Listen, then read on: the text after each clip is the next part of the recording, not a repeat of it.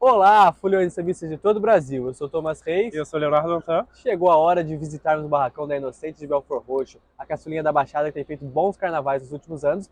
Deu sequência aí com o trabalho com o carnavalesco Lucas Milato. Léo, as expectativas para a caçulinha da Baixada? A escola vem apostando em mais um enredo cultural, né? Depois dos tambores da meia-noite no último carnaval. Essa vez vai falar das paneireiras do Espírito Santo. E a gente vai bater um papo com o Lucas Milatos e desvendar aí os processos criativos desse carnaval. Não deixa de se inscrever no canal, curtir, compartilhar. O processo da criação está entrando na sua reta final e acompanhe que vai ter muito conteúdo por aqui durante o carnaval, né, É Tom? isso aí. Bora!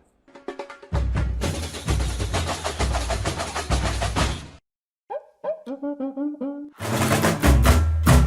preciso falar de um Brasil, que aprendi a moldar com as mãos, que me deu matéria-prima pra compor a linda rima, Senhora Perfeição. Visitando mais um barracão da série Ouro para 2023 e hoje a gente conversa com o Lucas Milato, carnavalesco da Inocente de Belford Roxo, que mais uma vez aí vai postar no enredo cultural, né, pesquisando um pouco a cultura popular brasileira, né? No passado vocês falaram de Pernambuco, né, dos tambores da meia-noite, e esse ano as paneleiras de Vitória, do Espírito Santo. Como é que foi, como é que surgem esses temas, como é o processo de pesquisa até para chegar nesses lugares assim tão preciosos que são um pouco conhecidos aqui no Rio de Janeiro também, né? Eu costumo dizer que eu gosto muito de falar de Brasil para o Brasil e eu tenho um interesse ainda maior quando são histórias não tão conhecidas, né? Então, eu já tinha pesquisado e, de alguma forma, feito uma imersão no universo das paneleiras, já conhecia a história delas, mas estava ali guardadinho na gaveta. E a escola veio até mim com o desejo de falar de mulheres, né? De dissertar sobre o empoderamento feminino, de exaltar histórias de mulheres guerreiras. E de imediato eu lembrei das paneleiras, eu falei, caramba, é uma história que se conecta muito, né? São objetivos que se conectam muito, são desejos que se conectam bastante. E aí eu apresentei a ideia para a escola, de início eu admito que eles ficaram um pouquinho, né? Demorou a aceitar. E aí eu convenci o presidente Jair da Vitória comigo para conhecer de perto as paneleiras. E aí foi amor à primeira vista. Aí eu, muito malandramente, já tinha a logo pronta, mas a gente não ia lançar o enredo naquele momento. Mas Eu lembro que vocês lançaram exatamente quando vocês estavam por Vitória. Sim, a gente foi só para conhecer e para eu tentar convencê-lo de fato a fazer o enredo.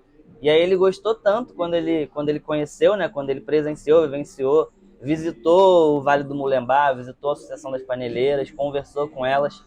E aí ele falou, vamos divulgar isso antes que alguém pegue, antes que alguém ouse e pense em fazer também. E a gente mandou lá, divulgou. E Lucas, vocês tiveram essa viagem, mas também você já foi outras vezes ao Espírito Santo, né? O que você encontrou nesse processo de pesquisa, assim, o quão importantes foram essas visitas e as histórias que eu imagino que vocês devem ter ouvido das próprias paneleiras? Na primeira vez que a gente foi... Na verdade, o presidente ficou um dia só e eu fiquei, se não me engano, uma semana. E eu não tinha a sinopse pronta ainda, porque eu deixei para pensar em texto depois dessa visita. E foi muito gratificante, eu diria, porque a partir da nossa visita, eu e Leandro, que escreve o enredo comigo, que pensa o enredo comigo, a gente chegou à conclusão de fazer essa sinopse, de montar esse desfile, não de acordo com a história que está ali nas teses, nos livros, mas sim nos depoimentos das paneleiras, né? Então, a gente inclusive diz que esse enredo foi feito por nós, foi desenvolvido e escrito por nós, mas principalmente pelas vozes das paneleiras. E foi isso, a gente foi para, obviamente, tentar negociar, articular, inclusive a vinda delas para cá, e, obviamente, conhecer mais de perto a história das paneleiras. Obviamente, não teve uma vez que a gente foi não comeu a muqueca, que é fora da caixinha, é de fato diferente, e foi isso. E Lucas, e aí partindo, né, desse enredo que vai virar um visual, assim, todo esse imaginário, enfim, do trabalho delas remete ao barro, né, essa tonalidade mais da terra, assim.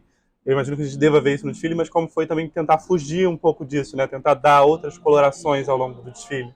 É bem interessante que é uma dúvida que muita gente tem, é uma curiosidade que muita gente quer saber, né? Mas eu admito que foi muito fácil, porque a gente, cromaticamente falando, a gente inicia com tons terrosos, né? Uma coisa mais fechada, Mas quando a gente fala de Goiabeiras, a gente fala de Goiabeiras através das expressões culturais de lá, através dos festejos, enfim. E lá é muito rico culturalmente falando, né? Então, a gente inicia o desfile com tons mais terrosos e quando a gente chega no terceiro setor, a gente explode em cores. Então, é um desfile, sim, muito colorido, muito vivo, né? Até porque a gente tem a possibilidade de repente, estar desfilando aí com o nascer do sol. Vocês são a última de sábado, né? Isso. Vamos ver. Mas, ainda assim, no início do desfile, mesmo a gente tendo como, né, em sua, não totalidade, mas em grande parte, tons mais terrosos, a gente tentou jogar pontos de luz nesses tons terrosos, né? Então vai ser um desfile mais begezão, marrom, mas com pontos de luz que vão dar efeitos aí muito interessantes, inclusive na comissão. Olha só, já temos um spoiler aí de como isso vai se desenhar, então. E, Lucas, fantasias, assim, acho que a escola já divulgou alguns protótipos muito bonitos, assim, trabalhando muito isso que você falou de uma cultura popular, né? Acho que esse elemento, não só das próprias paneleiras, mas das folias de reis, dos Bumbas Meu Bois, né? Isso vai costurando todo esse enredo também em fantasias, né? Você vai se inspirando nessas manifestações? Porque o nosso objetivo era fazer um enredo das paneleiras e, acima de tudo, que as paneleiras se reconhecessem nesse enredo. Então, a gente dedicou um setor para territorializar aquela região que elas vivem, que é uma região muito familiar, é um bairro bem pequenininho, mas com muita história, com muita cultura. Então, a gente optou por dedicar esse terceiro setor a Goiabeiras e a gente, para falar de Goiabeiras, também escolheu dialogar com as expressões culturais de lá. Então, a gente teve conversas muito bacanas com a Jamilda, que é uma historiadora de lá, muito parceira das paneleiras, com as próprias paneleiras, o presidente da banda de Congo, e a gente fez questão de colocar esses elementos nesse setor, justamente para que elas se reconheçam nesse desfile. Então, é isso. Bom, já falamos de enredo, de fantasias, para a gente encerrar. E assim, pegando esse gancho das fantasias, eu digo que ano passado, assim, eu fiz um feijão com arroz bem feito, né? Não quis arriscar tanto, porque eu estava conhecendo a escola, estava conhecendo as equipes. Então, esse ano eu diria que a gente está com uma proposta mais ousada, tanto nas fantasias quanto nas alegorias, seja na volumetria, nas formas. Então, a gente já consegue observar isso nas fantasias, que são fantasias com formas mais diferentes do que eu estava acostumado a apresentar, do que eu apresentei, inclusive, nos tambores. Então, acho que é isso. As pessoas vão conseguir perceber uma ousadia maior nas formas e na volumetria das fantasias. Não, legal como essa liberdade também vai se construindo, né? Depois de um primeiro ano, você se sente mais à vontade na escola para desenvolver outras coisas. Você já falou um pouco de alegoria, era exatamente a minha próxima pergunta, assim. O que a gente pode esperar em termos alegóricos? A gente sabe as dificuldades da série Ouro, reutilização de esculturas, assim. Mas acho que vocês estão conseguindo fazer um trabalho de volume, né? E também com esculturas novas. Como é que está esse pensamento? A Inocentes, ela é uma escola que ela não gosta muito de reaproveitar esculturas, né? O presidente tem esse desejo, ele tenta sempre fazer, a gente nem sempre consegue, porque as dificuldades são grandes, mas é uma escola que consegue, tem uma organização muito boa, tem uma estrutura bacana. A escola não é rica, tá? A gente tá com muita dificuldade, mas eu diria que pela organização, pela equipe ser muito bem estruturada, a gente consegue se organizar para fazer determinadas coisas. E esse ano, por exemplo, nas alegorias, ano passado a gente teve formas muito retangulares, né? A gente tinha... Era um carnaval mais reto, né? Nesse sentido, Gabriela tinha essa geometria, as né? alegorias eram uns caixotes muito bem decorados, muito bem acabados, mas que não tinham formas muito diferentes. Justamente para não arriscar, eu preferi fazer lá o básico bem feito. E já para esse ano a gente está apostando mais em volumetrias diferenciadas. Então a gente tem carros mais vazados, com os elementos mais bem distribuídos, com um layout mais diferente. Então, mesmo com essas dificuldades, a gente, de forma informal, quis broncar e falar que a gente ia conseguir fazer um negócio diferente. Botar, claro que bom. Então a gente tem o nosso abre-alas e o nosso último carro são carros com formas mais diferentes, é um carro mais vazado, com elementos distribuídos no chassi ali da alegoria. E assim, a gente tentou apostar em carros mais volumosos. O carnaval tá maior em relação a tamanho. A gente está vindo aí no limite de alegoria. A gente vem com 3 alegorias e 3 tripés, contando com o elemento cênico da comissão de frente. Então é um carnaval grande, tá dando muito trabalho, inclusive por ser isso, por ser grande. Mas é justamente para isso, a gente quer mostrar essa imponência, quer mostrar que a Inocentes é uma escola grande e capaz de fazer grandes desfiles, né? Não, com certeza, né? A escola já vem de boas posições nos últimos carnavais e acho que cheguei com essa aposta maior, né? Talvez seja o que falta para a escola conseguir boas posições. O Lucas já falou bastante aqui de alegoria, de fantasia, mas como sempre o Thomas volta e arranca mais alguns spoilers aqui no segundo bloco. Troca de quilombo, a existência é a voz da paneleira. Não pode como, troca de quilombo, a existência é a voz da paneleira. É na renda, é na palha, o retrato do Brasil. Feminino inocente, que orgulha a mãe gentil. Porque nessa segunda parte a gente tenta falar um pouco sobre referências e também tirar um pouco de spoiler do que será o desfile. Estava comentando com o Léo na primeira parte sobre as viagens que você fez a Vitória e tudo mais. Teve alguma referência visual que você viu lá e que você falou, preciso reproduzir isso no meu desfile, mostrar isso para as pessoas, algo que te brilhou os olhos lá durante a sua visita? Então, as referências das tribos Tupi-Guarani e Una, que são as tribos das quais elas adquiriram, né, esse saber, foram as tribos que habitavam ali a região de Goiabeiras na época. A gente teve muita dificuldade de encontrar material nas pesquisas. Então, nas visitas, elas possuem um acervo muito, muito grande e muito exclusivo delas, né? Então, a gente conseguiu essas referências das grafias das tribos Tupi-Guarani e Una, especificamente das grafias que eles faziam lá em Goiabeiras na época, né?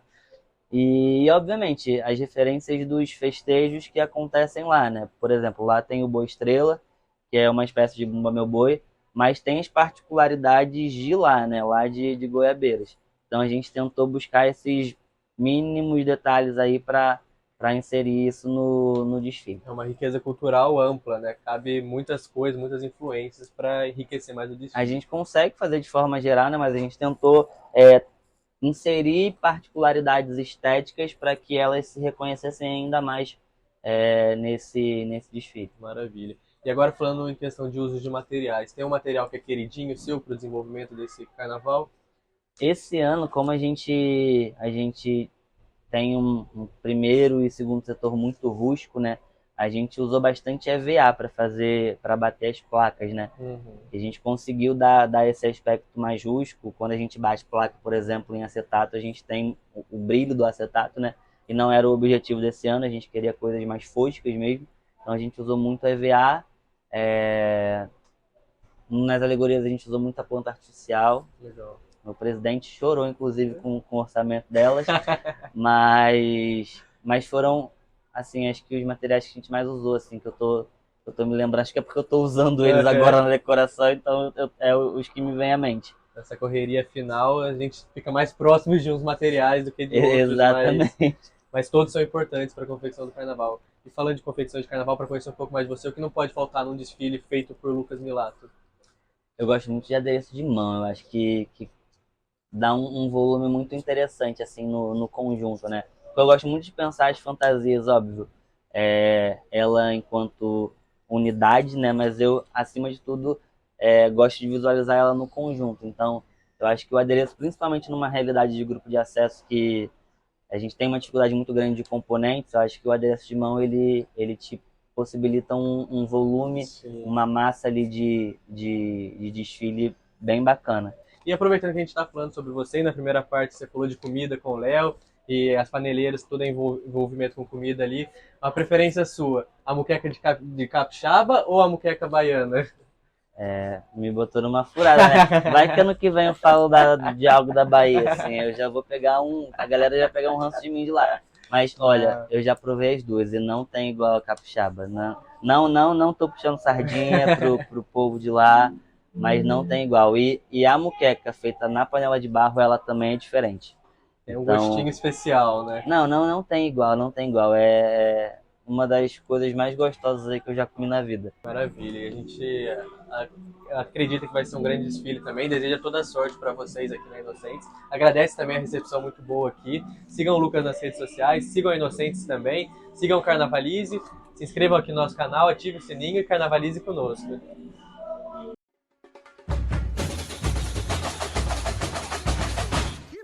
Que beleza, que beleza! Vem chegando o Carnavalize!